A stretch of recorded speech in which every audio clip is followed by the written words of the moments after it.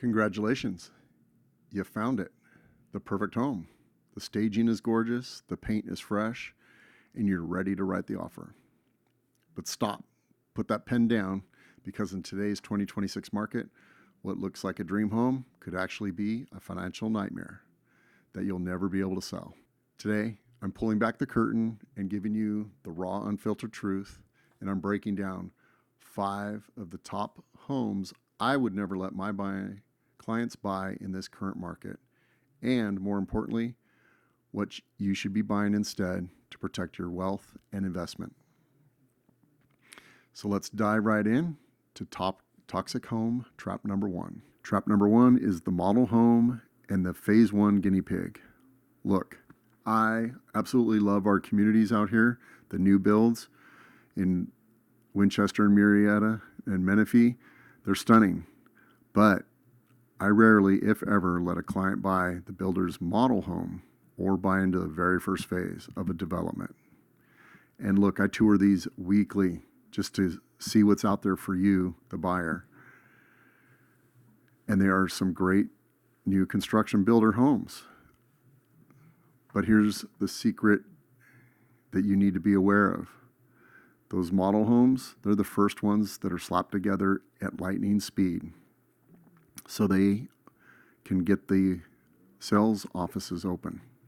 So quality control, probably not the best. It's often overlooked. They stuff these models with a hodgepodge of different mismatched upgrades, different flooring in every room, some crazy paint colors, just to show off their catalog to you, the buyer. And then 3 years later, they try to sell it to you at a massive premium. And another thing, worse are those 1-year appliance warranties. Well, guess what? They started ticking the day the model was opened, not when you buy it. So by the time you move in, they're already expired. And then the phase 1. Well, that's where the general contractors are working out their kinks. And you're paying to be their test subject, guinea pig. I don't suggest it. So my solution is, if you want new construction, which I do encourage because they're offering some great incentives and buy downs of rates, but you want to target phase 3 or later. Let the builder figure out the plumbing, the grading issues on the first buyers. Or better yet, look for a 2 to 3 year old resale in a newly finished community. You get the modern floor plan, the window coverings, and the landscaping are already done, and the new build kinks have been completely ironed out. Trap number 2 is critical for 2026, especially here in California. Don't ever buy an unwarrantable attached condominium.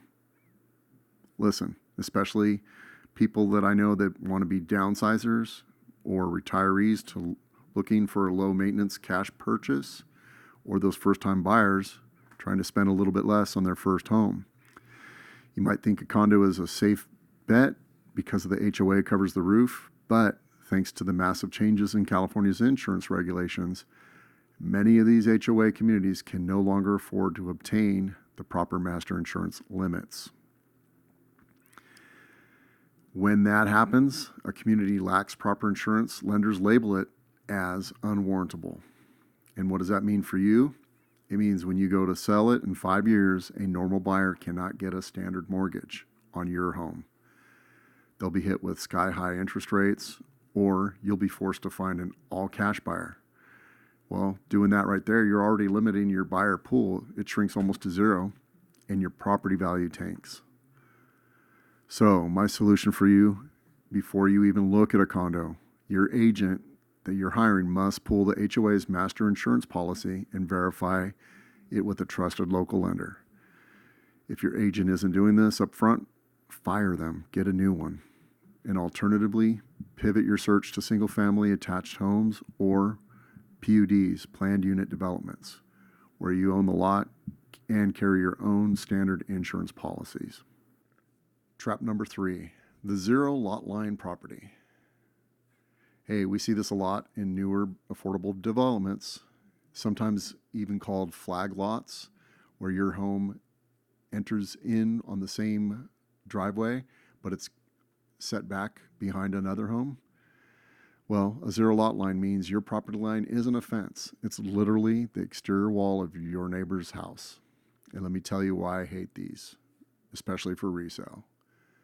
It is a privacy and liability nightmare. If your neighbor's sprinklers are hitting your wall and cause water intrusion, it's a legal headache.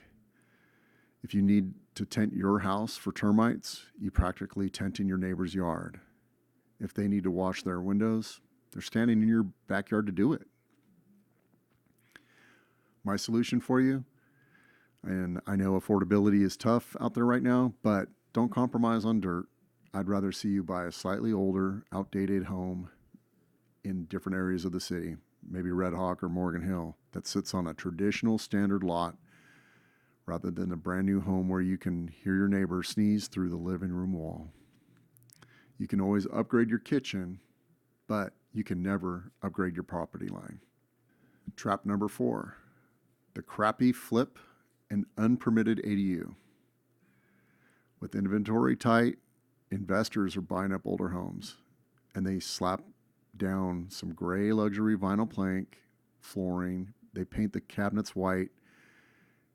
They put some gray paint on the walls,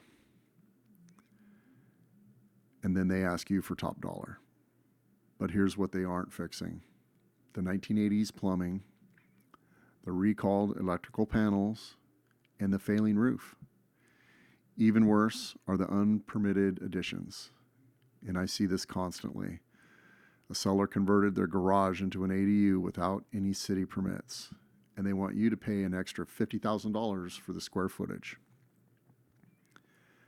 Fast forward to after closing, the city inspector drives by, red tags your house, and forces you to tear out that ADU at your own expense.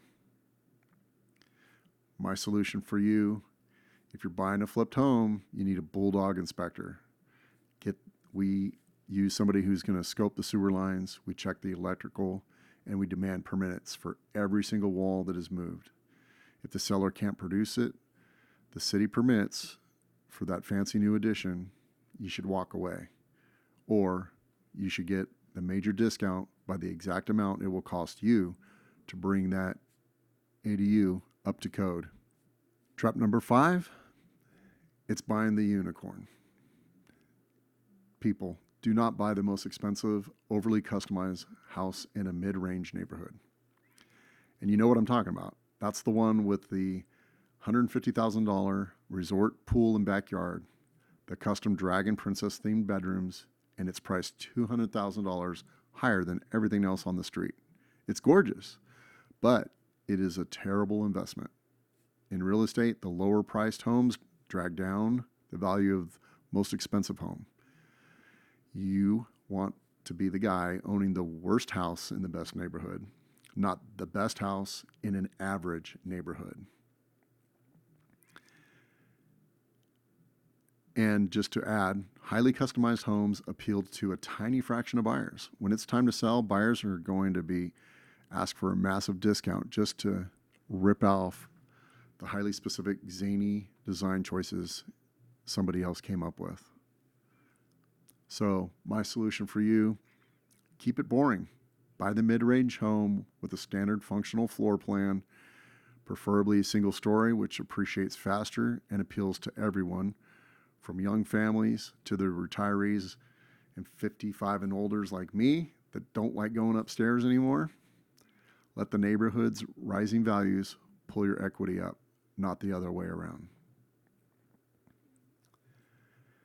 Look, 2026 real estate market is shifting, and the mortgage rates are stabilizing, and there are incredible opportunities out there in the Valley and in Southern California. If you know where to look and what to avoid, you don't have to settle for a money pit, and you don't have to navigate this alone. Find an agent that you're comfortable with that'll help you avoid these pitfalls, and find your best purchase. Let me know what you think. Have you bought one of these homes, or would you be considering them? And also, let me know if there's any topics that you'd like me to cover in the future. Thanks for watching, and stay blessed.